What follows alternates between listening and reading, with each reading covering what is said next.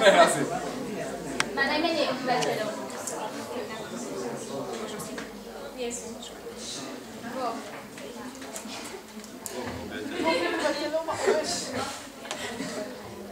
Dobre. Ideme na ďalšiu otázku. Akú výšku má vrch Výhopa?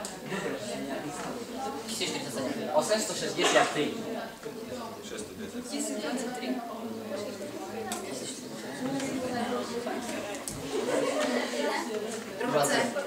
Majú bod, ideme ďalej.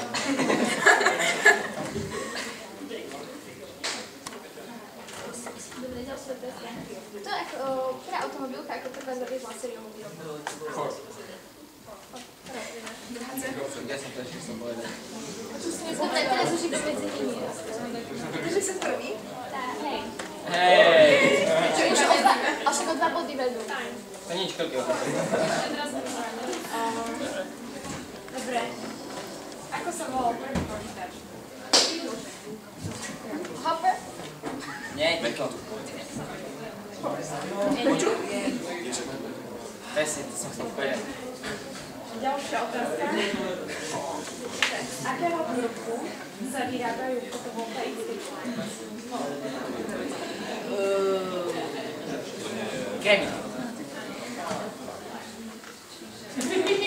To som vedel, to som včera čítal. Dobre, máme. Mostný kvíz. Musím povedať, že ste ho zvládli veľmi dobre, všeobecne. A bolo veľa tried, ktoré mali rovnaký počet bodov. Teraz sme urobili rozdiel medzi 3 triedami, ktorí mali rovnaký počet bodov a keďže správne odpovedali na otázky, tak prvé miesto získava trieda 2C.